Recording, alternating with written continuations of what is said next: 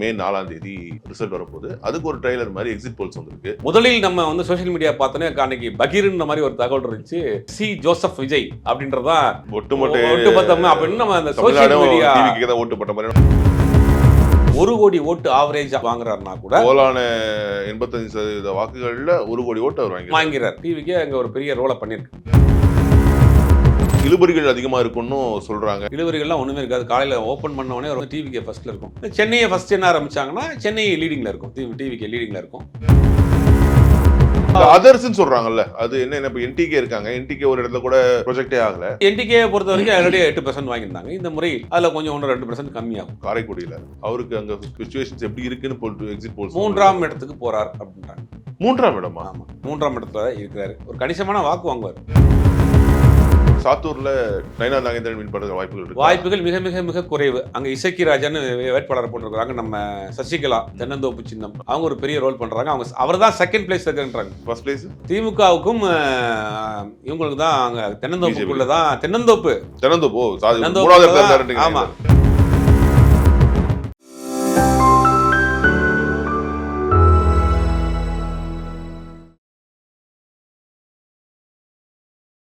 Broek நேயர்களுக்கு வணக்கம். இன்றைய சிறப்பு நேர்காணலில் நம்முடன் இணைந்திருப்பார் மூத்த பத்திரிகையாளர் திரு சுபேர் அவர்கள். வணக்கம் சார். வணக்கம். ஸோ ட்ரெய்லர் மாதிரி ஒரு பெரிய ஒரு விஷயம் வெளியே வந்திருக்கு. மே 4ஆம் தேதி ரிசல்ட் வரப்போகுது. அதுக்கு ஒரு ட்ரெய்லர் மாதிரி எக்ஸிட் போல்ஸ் வந்திருக்கு. பெரும்பான்மையான எக்ஸிட் போல்ஸ் டிஎம்கே தான் மீண்டும் ஆட்சிக்கு வருன்ற மாதிரியான பெரும்பாலான நிறுவனங்கள் சொல்லியிருக்காங்க தமிழ்நாட்டை பொறுத்த வரைக்கும். அதே மாதிரி அசாம், வெஸ்ட் பெங்கால் இது எல்லாமே அவங்க சொல்லியிருக்கிறது ஓரளவு ஒத்துப்போகிற இடங்கள். தமிழ்நாட்டில் பொறுத்த வரைக்கும் ஒரு சில மாற்றங்களும் இருக்கு. ஸோ இது எப்படி நீங்க பாக்குறீங்க? முதல்ல pre poll exit poll. Pre poll ஒவ்வொரு பார்ட்டியும் எடுப்பாங்க, சில நிறுவனங்கள் எடுப்பாங்க. அது ஒரு நரேஷன் செட் பண்ணுறது கூட அதுக்கு வாய்ப்பு இருக்குது. ஏன்னா ஓட்டு போட வைக்கிறவங்கள வெற்றி பெறக்கூடிய அணிக்கு நாங்கள் ஓட்டு போட போகிறோம் அப்படின்னு ஒரு மைண்ட் செட் பண்ணுறதுக்காக எடுப்பாங்க. ஆனால் எக்ஸிட் போல் அப்படிங்கிறது ஏறக்குறைய அது நமக்கு ஒரு 70-80% அது நமக்கு ஒட்டு தான் வரும். ஏன்னா 4 நாளில் வந்துடும், 3 நாளில் வந்துடும். அதனால் அதை ஒட்டி தான் போகும்.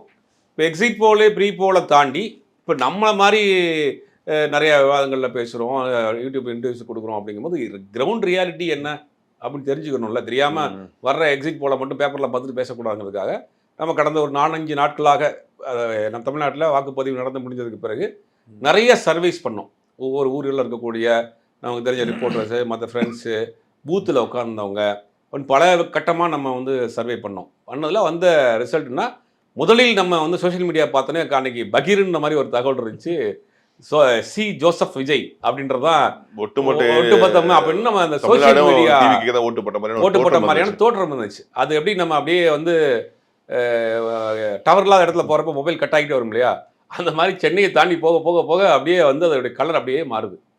அப்போ கிரவுண்ட் ரியாலிட்டி அப்படிங்கிறது அது அப்படி கிடையாது. சென்னையை பொறுத்த வரைக்கும் திமுக டிவிகே அப்படிங்கிறது ஒரு டஃப் காம்படிஷனாக இருக்குது. டிவிக்கே அங்கே ஒரு பெரிய ரோலை பண்ணியிருக்கு. விஜய் சொன்ன மாதிரி டிவிக்கு வெர்சஸ் டிஎம்கே தான். அது வேற எங்கேயும் இல்லை, சென்னையில் மட்டும்தான். சென்னையில் இருக்கக்கூடிய அந்த 16 தொகுதிகள்லையும் சென்னையினுடைய ரூரலில் கூட அந்த எஃபெக்ட் கிடையாது, மாறிக்கிட்டே இருக்கும். நீங்கள் முதல்ல ஒரு விஷயத்தை புரிஞ்சுக்கணும்.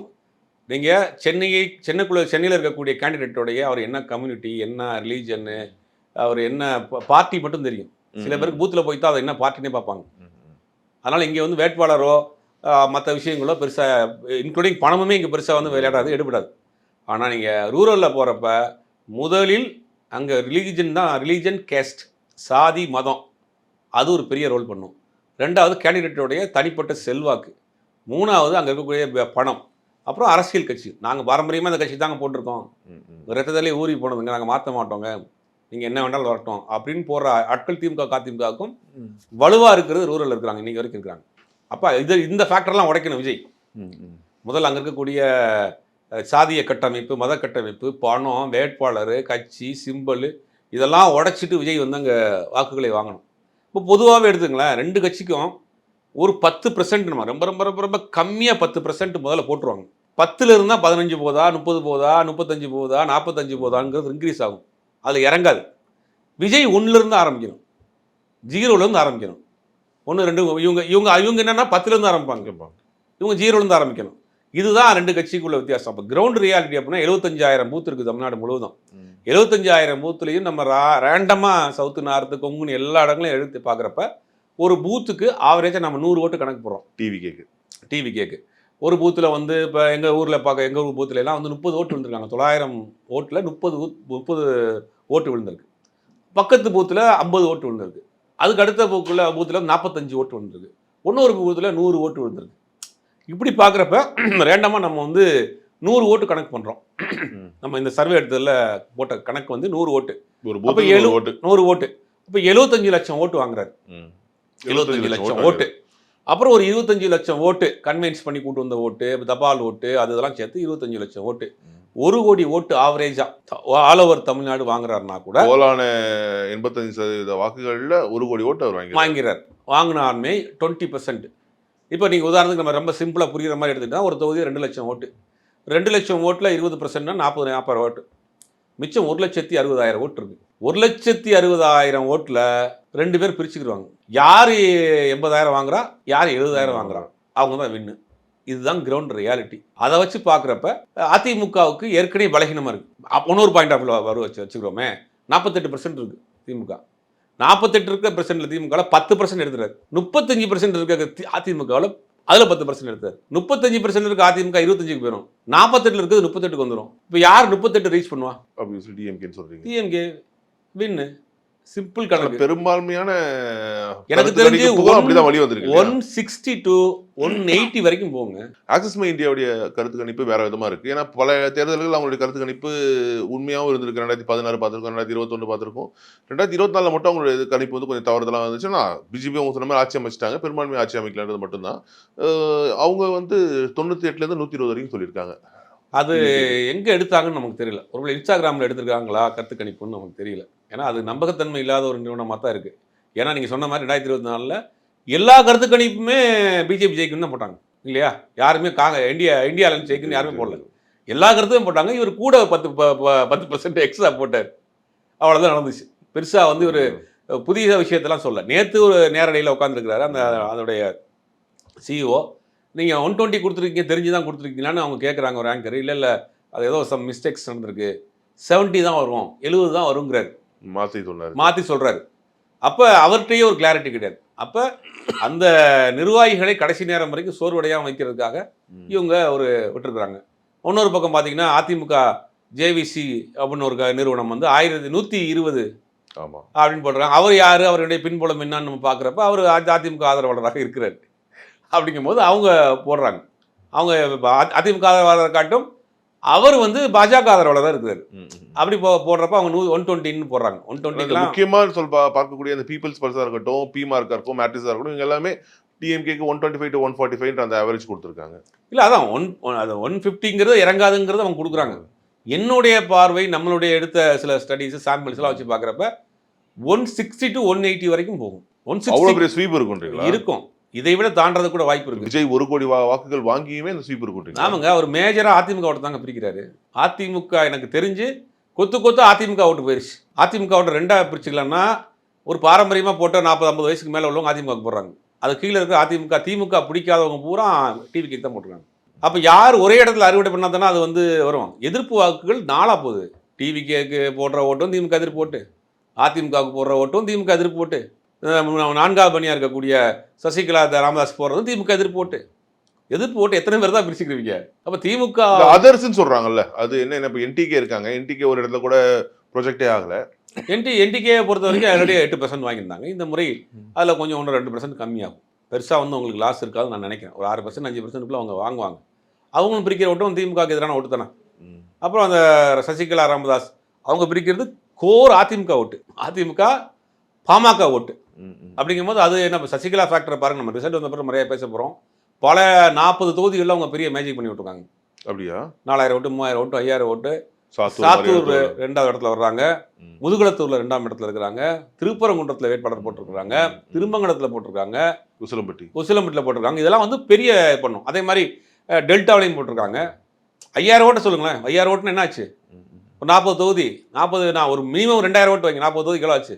அவங்க பிரிக்கிறதே அந்த கடைசி நேரம் சின்ன மார்ஜினில் கூட அவங்களுக்கு ஒரு பெரிய வாய்ப்பு திமுகக்கான வாய்ப்பு. எல்லாமே பிரிகிற ஓட்டு எல்லாமே திமுக. இன்னைக்கு ஸ்ட்ராங்கா ஒரு 38% திமுக இருக்குங்க. நீங்க என்னதான் நீங்க அதிமுக ஓட்ட 10% நீங்க எடுத்துட்டு போனா கூட 37-38% இருக்கு. நீங்க 39% எடுத்தா தான் நீங்க வின் பண்ண முடியும். 39% இப்போ எடுக்கிறதுக்கு 2 கட்சிக்குமே கெப்பாசிட்டி கிடையாது.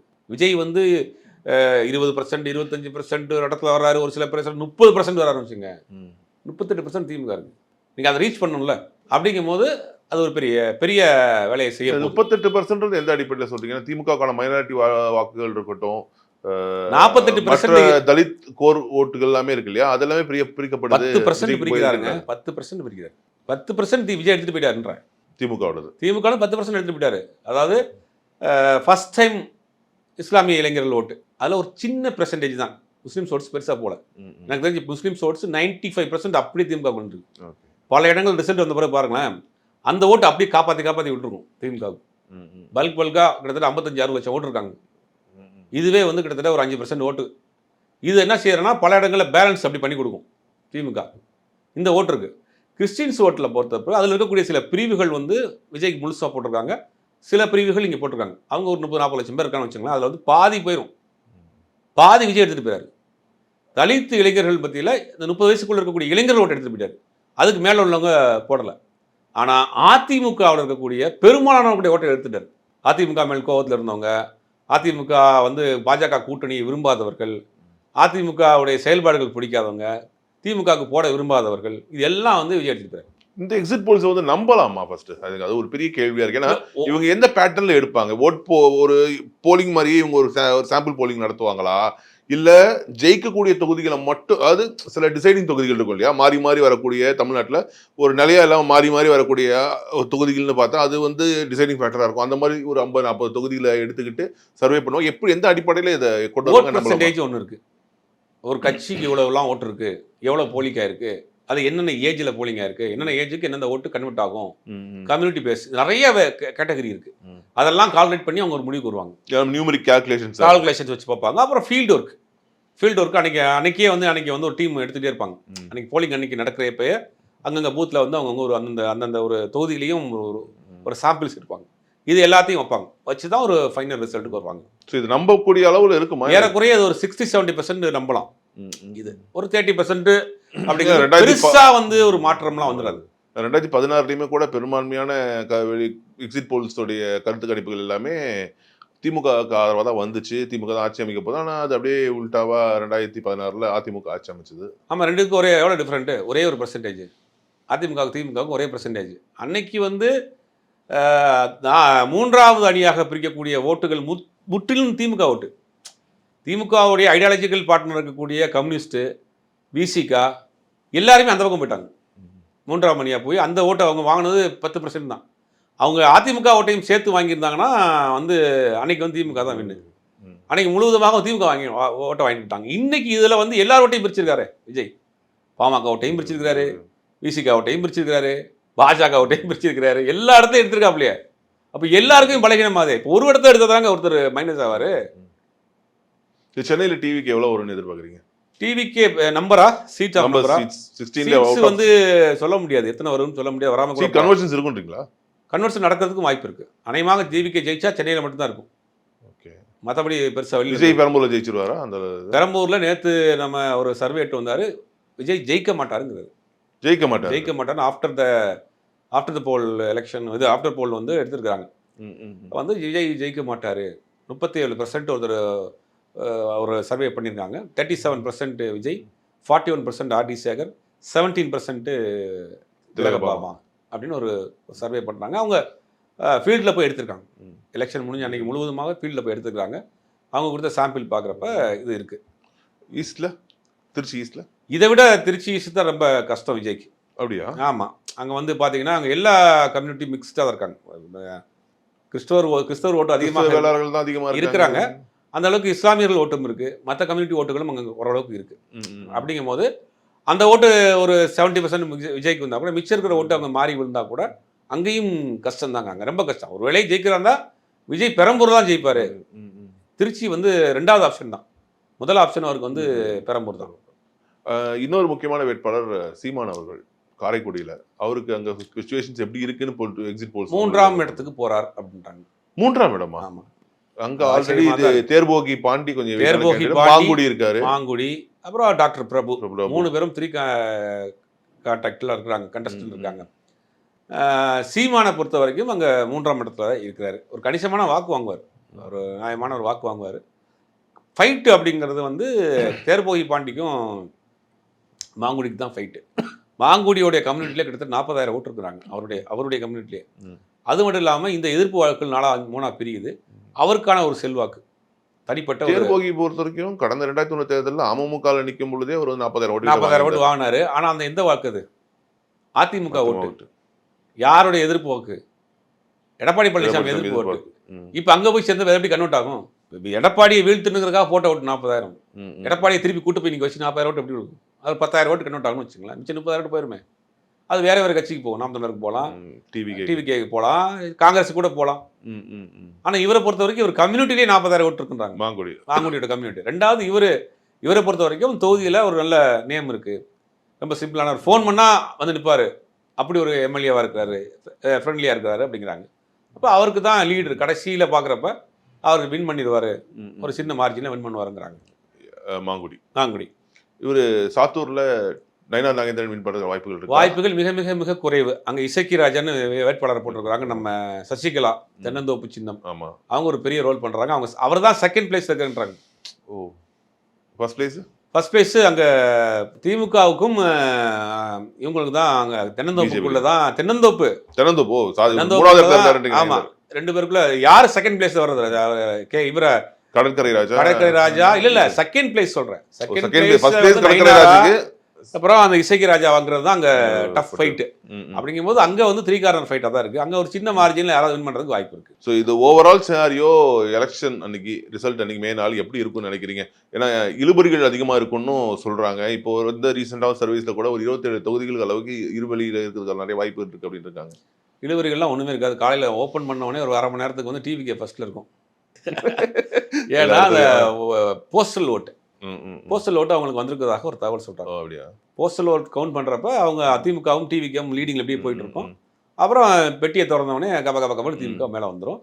சென்னையை ஃபர்ஸ்ட் என்ன ஆரம்பிச்சாங்கன்னா சென்னை லீடிங்கில் இருக்கும், டிவிகே லீடிங்கில் இருக்கும்.